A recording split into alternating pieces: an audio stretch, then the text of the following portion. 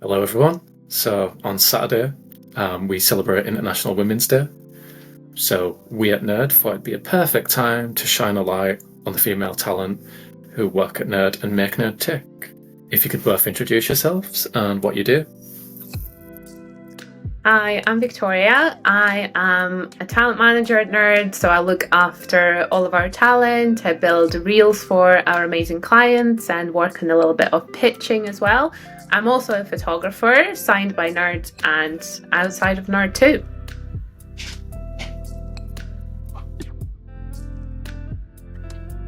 I'm Margaux, and I am the social media manager for Nerd. So I do all of the social media postings on LinkedIn, Facebook, and Instagram. So I edit our reels, and I also share to stories, and I do like monthly campaigns for social media, like Women's Month campaigns and year-end campaigns, and that's me.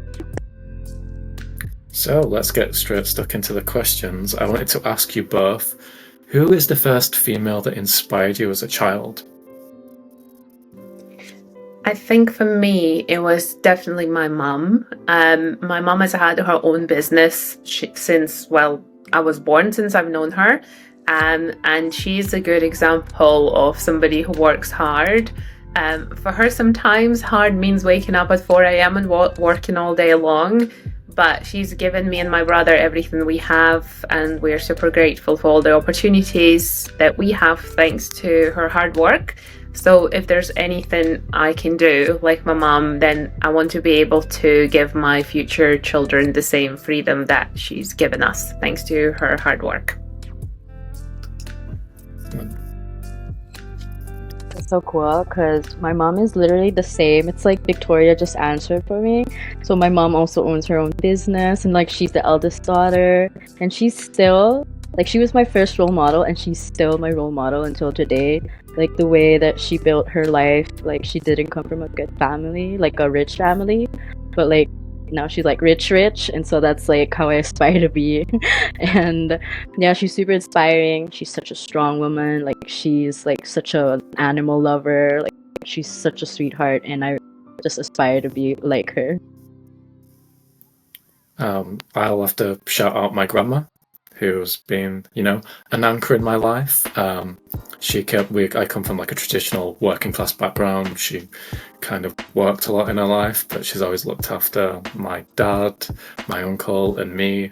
And she's also been often the voice of reason in my life, the one that's always given me the best motivational advice. She was the one who gave me like an inspiring speech when I went to film school and about how I should chase my dreams and all the classic stuff. So big shout out to my grandma. And I would also like to mention the Spice Girls. When I was younger, Spice World, best movie ever. But then like other people have inspired me that are females. I guess a lot of musicians, especially when I was like a teenager. So people like Blondie and Patti Smith, they've been kind of big influences. So that's my female influences. Second question I have for you both is, art should be about sharing ideas and giving people voices. Do you think advertising does a good enough job at representing female voices? I think overall, the way it used to be in the past wasn't really good. But I think over the last 10 years, and since social media has been a thing and people were given, the freedom of just, I would say, posting anything and everything on there. And there are a lot of brands that have done an incredible job of, because they had female founders, because they were run by women and majorly like female leads in general in the teams. I think that has changed for sure. And if I had to say pick maybe one brand that has been doing it for a very long time and has been doing it very well, is Dove. Their campaigns and their stories, how raw they are. Even when you go on their website, what you see is an unfiltered image of a woman, probably one of their communities, just sharing their stories. And I think this is the advertisement that is very popular at the moment. And it's definitely given a good representation to people, but there are, of course, a lot of others who are still doing it wrong.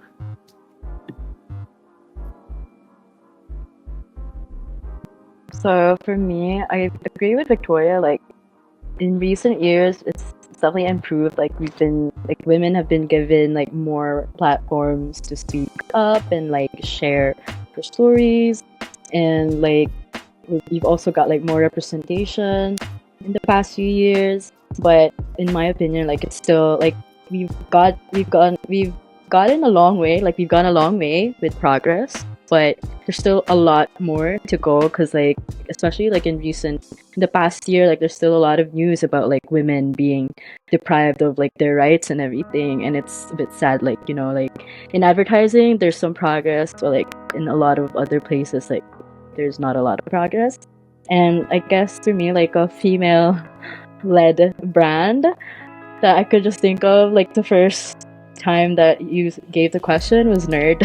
So I'm not trying to be like, fake or anything, but Nerd was the first thing that I thought of. And, I just feel like, like ever since I joined Nerd 3 years ago, it was like the first environment that I ever got where women are like super supportive towards each other, and like you're really like given a voice, like, and like you're always like given that creativity and the freedom to do what you want. Like Milana lets you do that. Everyone gives you that opportunity.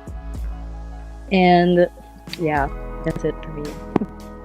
Yeah, because I was going to ask as well, do you think there still need to be more changes in terms of gender equality? And since you've started working, have you seen any positive changes over that period of time? I would say there's always room to be better. There's always room to be more. And I think it's a bit cliche, but when people say you just need to be better by 1% every day, and I think that's fair to say. Everyone can do that, or maybe 0.5% every day. And so there's always room for improvement. But what we have seen in terms of talent and in terms of what pitches and requests we get, we definitely see a lot more requests for female directors, LGBTQ directors, Black directors. So there's definitely that specific request a lot of the time, because companies are trying to give a fair chance to everyone.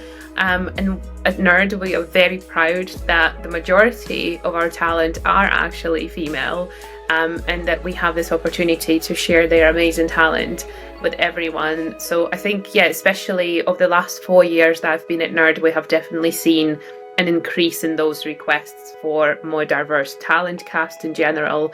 And it's just great to see, because when you know who they are specifically requesting, you always get a person in your mind that's like, I know exactly who you need.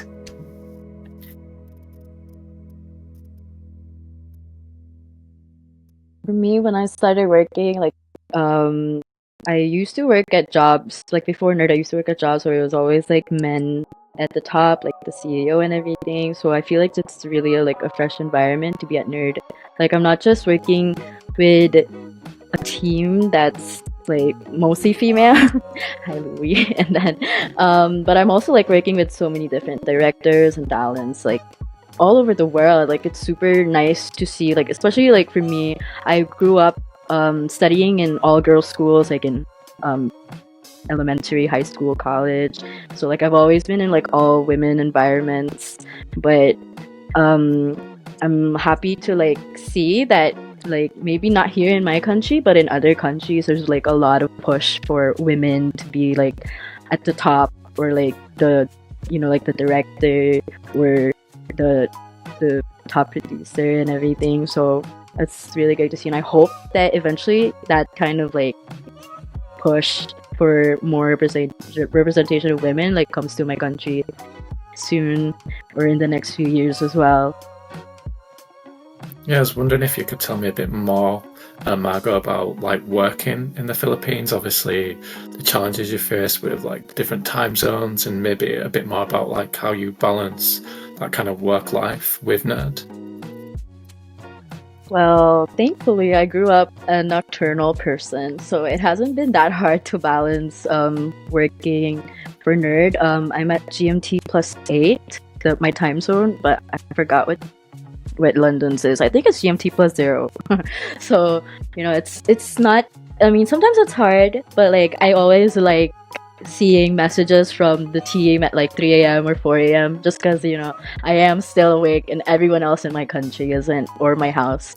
And, you know, it's good to, you know, see like, I like working like when it's quiet and everything, but you know, it's really good to have like messages from the team at like 3 a.m. so that I just feel like, you know, I'm on that workflow. You're like a creative Dracula, basically. Yeah. Oh my gosh, that is the best way to describe me. Thank you. I have a new bio. And Viktoriia, I was wondering if you could talk to me a bit more about your origin story. Obviously, you're on the nerd roster. So I was wondering if you could tell me a bit more about how photography started for you. Oh my gosh, it's been a long time. So I started photography. I think I've always been quite creative. I did like dancing as a child. I went to musical school. I haven't touched a piano in like 7 years, and I wish I could buy one now. But photography for me started when I was about 14. So my dad probably spotted my creative talent, I guess, and he got me a camera. And I started taking pictures of flowers in my garden. And that's how it started. I had my first paid shoot when I was 16. I can't believe somebody actually trusted me with their photography when I was that age. And then, yeah, photography has just always been present. I did not study photography at university. I did like a little course on just to know the grips of photography in general. And it's always been at the back there as I went to university to do a bit more what you would call, I guess, a traditional degree. I have a degree in economics, which was very hard. So photography kind of went on the back burner for those 4 years, but I've always run an Instagram account. And then when I moved to Scotland, that's when everything sort of like took off 7 years ago. I fell in love with Edinburgh, and that's where my photography career, I would say, if maybe not started, but continued. So yeah, and now I get to shoot wonderful people with the camera, not anything else. Wonderful people, their love stories, and I'm working with luxury hotels, again, telling their stories, telling their experiences, and through my creative eye. And sometimes I wish my eyes were a camera, because, you know, you try and do different things, but your eyes is your best view, and all we try and do is to create the best picture that we just saw with our eyes through a camera.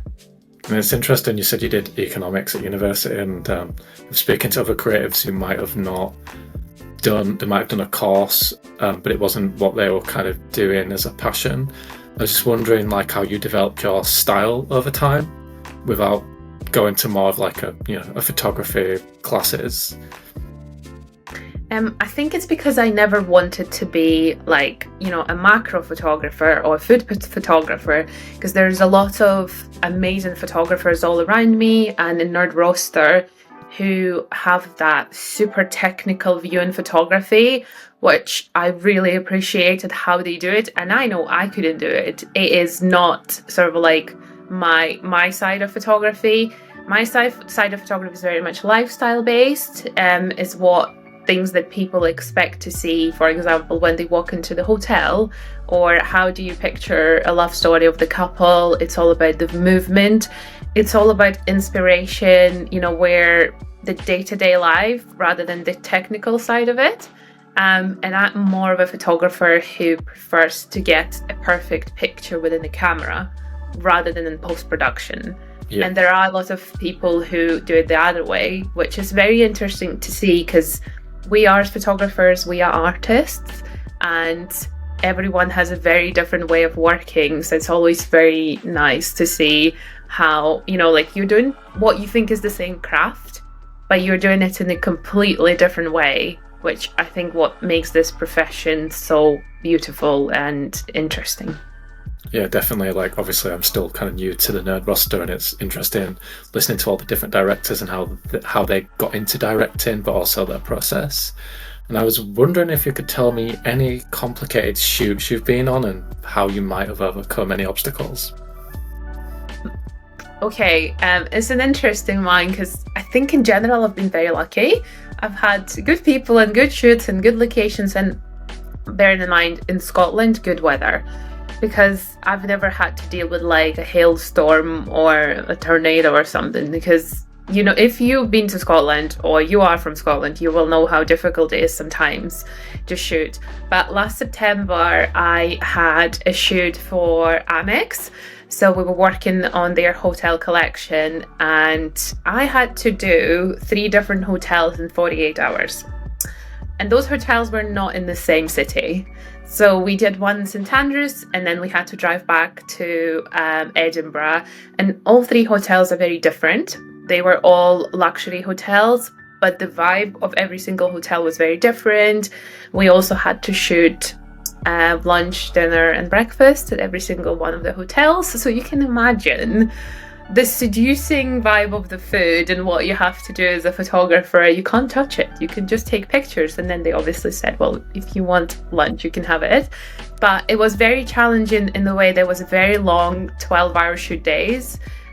We had amazing weather, which we were very lucky with, but I found it quite challenging creatively, because what you're seeing at the end of the day, that you're seeing a hotel lobby, you're maybe seeing a spa or different decorations, and then you're seeing rooms.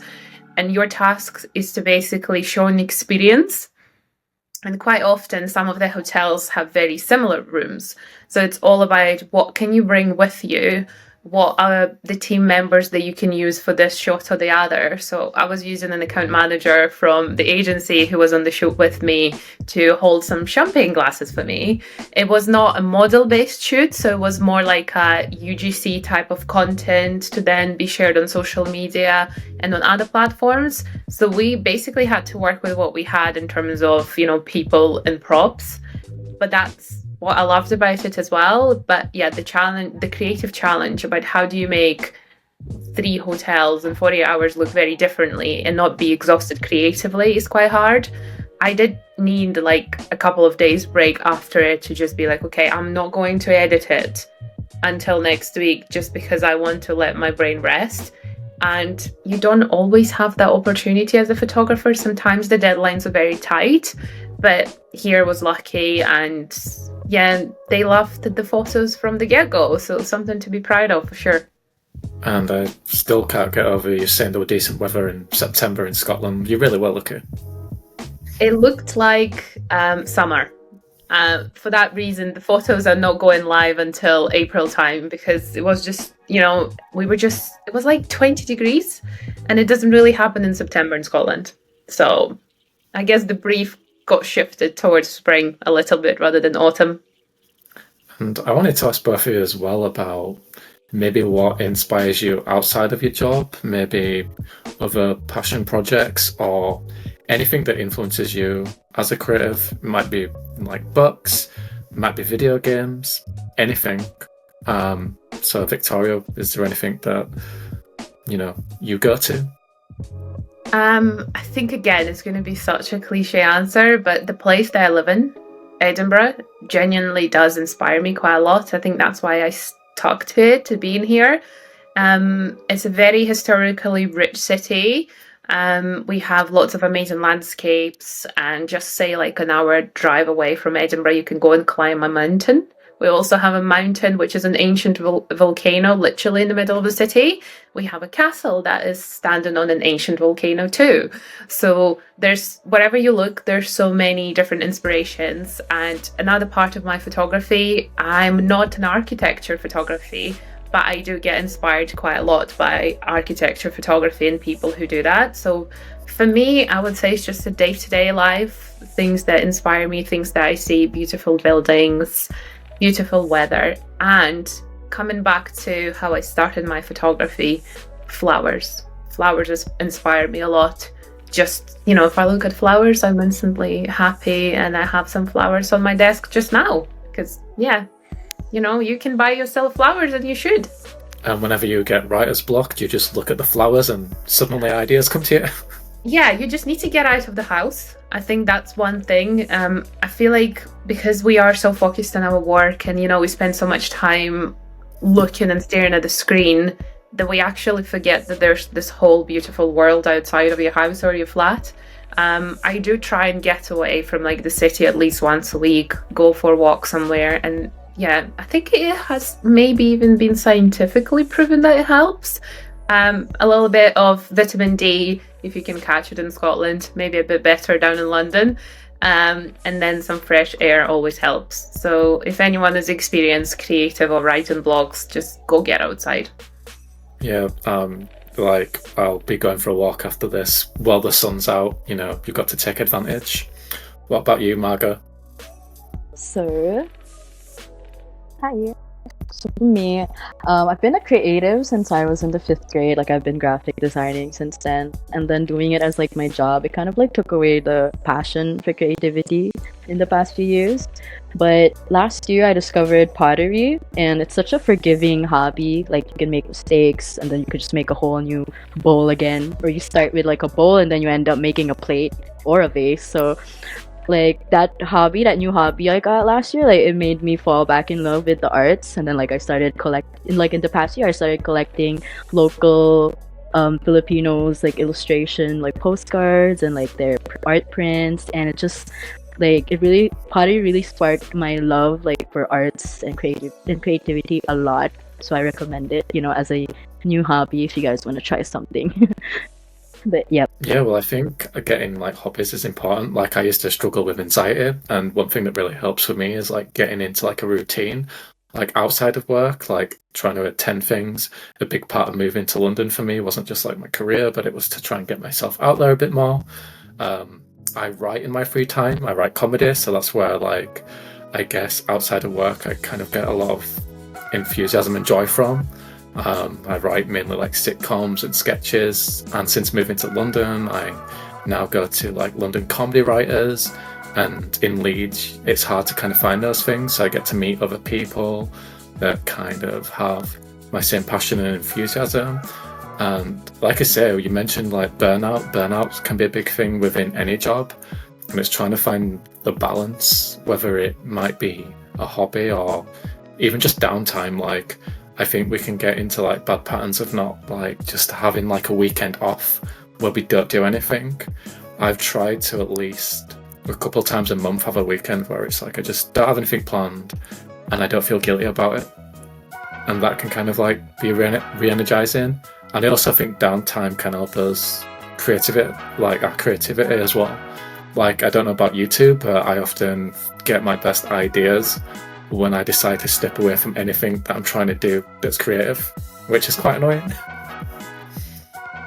I think it's, especially with the burnout, I think it's a lot more real in creative industry than people realize, because you're always relying on like your brain coming up with these ideas on a constant basis. And quite often if you have a full-time job as a designer, it's like you have to be creative on demand, which is really not how creativity works. And I think that's quite important to kind of let your staff in general and just let them be creative in their own time, or give them the challenges that they might spark their creativity. Something that I'm doing at the moment, because I did get into that, I feel burnt out at the end of last year. I started a creative challenge. I do one self-portrait a month. So every month I think about like, what is it that I can do? In January for me it was just me in front of the camera, and like kind of like no makeup, hair as it is, just like like a headshot kind of thing. And for February I picked up some flowers again, and I put them in front of the camera around my face to create that a feeling of self-love, and see what it seems to be in March. And I don't know, but those 30 minutes that I spend setting up that camera seems to, if you were to level up in the game, it gives me that level up of creativity when I do it. So if people have time, or if they can find time for things like this, I think people should do it. Well, it's funny you mentioned video games, and I know it's something we've discussed before we hit record. It's like video games is something that I go to just relax and switch off from the world. And during lockdown I was lucky enough to get a PlayStation 5 when they were like very hard to get. Yeah. And it literally just helped with lockdown so much. Not even just like as an entertainment kind of like thing, but like the stories in video games are quite inspiring, and that's where I get a lot of my inspiration from as well. I know that we have directors on the roster that work with like video game IP, and I still think video games as like a kind of entertainment platform sometimes maybe unfortunately still like looked down on, like they're not seen as like TV or film. But I think video games for me really helps with burnout as well. Like, you know, if I've had like a busy day and I don't want to think too much, like video games is like the perfect kind of retreat. So yeah, big up to video games. But yeah, I think we can end it there. So yeah, nice talking to you both. I hope the listeners will get a better sense of who the people who work at Nerd are. And I should also point out I'm Lewis and I do the PR and writing at Nerd. So yeah. Thanks so much for tuning in. Yeah, thanks for tuning in.